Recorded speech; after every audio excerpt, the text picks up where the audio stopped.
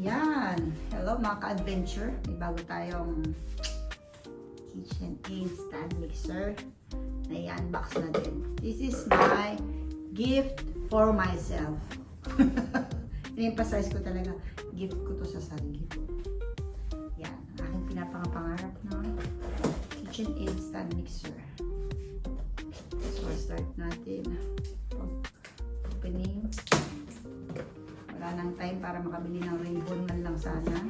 Tsaka card. Para sulatan ko yung sarili ko. Anyway, walang card pero i-grade ko na rin yung sarili ko. Gusto ko lang sabihin na you deserve this. Nya? You deserve this. Happy birthday and congratulations for my promotion. Ah! Promotion yan. Yes. Yan, so dito makikita natin yung iba-ibang models ng KitchenAid stand mixer. So, maraming kulay siya eh. Actually, may white, may black, blue, apple green, light blue, and so on. Marami siya. Pero, mas prefer ko yung red. Mas parang ito kasi yung una sa mga original colors, let's say. Yan. So recognize lang natin na I brought this from Forestals. Ay, meron pala siyang ano. Tabi ko lang itong ating pang-kutsilyo. Hindi na natin kailangan yan. And mukhang medyo mabigat.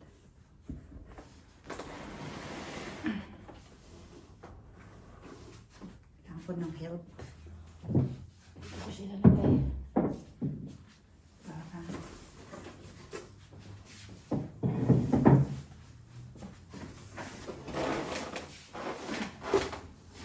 bigat eh. Kailangan ko siya ang ating.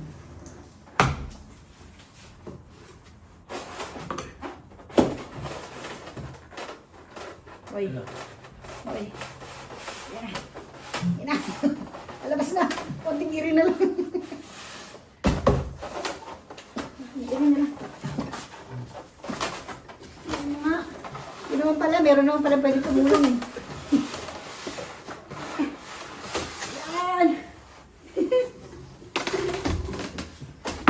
Uy. Nasulog. Oh, so ito yung owner's manual. Okay. Meron siyang, ayan, sabi dito, congratulations on your purchase of a KitchenAid appliance. Okay. Then, saan ba harap nito? Alam kung harap ulit ito ba ito? Uy, nakalog.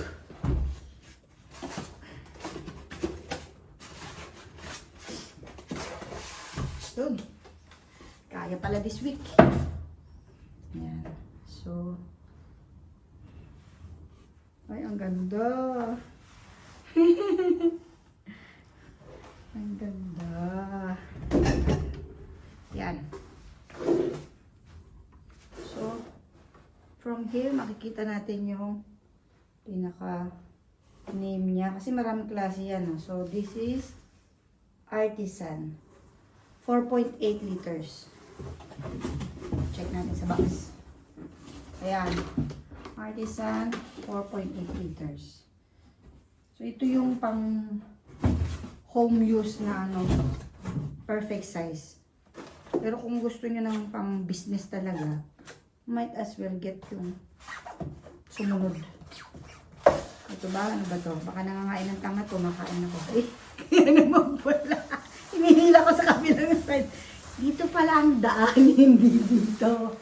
Dito, ganyan lang oh. Pinahirapan ko sa sarili ko. So, ito ay isa sa paddle. Alam ko paddle tawag dito. Tapos, ito yung pang dough mixer. And then, may isa pa yan eh. Yun. Ito pala sa loob. Paano ba to? Nangangain ng tanga to eh.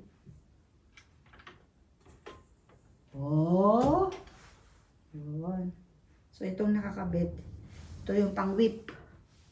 Diba? May alam ba kayo sa baking? Kung wala kayong alam, mag-aral na kayo. Actually, inspired lang to ng dati kong amo. Sa kanya ako na-inspire mag-bake ng... Nag-start ako sa mga cookies, ganyan, muffins. And then, ayun na. And then, the rest is history. Yan. So, alam ko ito ay, ayun. Tutwist mo siya ng konti. So, ay, reflection. This is the bowl, 4.8 liters. Ayan, ganyan siya. Sakto lang. Siguro mga 3 to 4 cups. Max 5 cups ng flour siguro. Normal na timplahan. Ayan, may lock siya. Tapos, dito sa likod, ikot ko pa dito. Dito sa likod. Bigat siya ha. Ito yung lock niya. Lock tsaka unlock. Ayan, naka-unlock siya para pwede mo siyang iluko. Ganito. Ayan. Pag nakaganito, nakalock na. Gusto mo siyang itingala. Hold. Oh, diba? Magic! Yun. So, sa next videos natin, tatry natin siyang gamitin sa mga iba-ibang recipe. Yan. For now, that's all. Sana nagustuhan nyo ang aking unboxing. Okay, bye for now.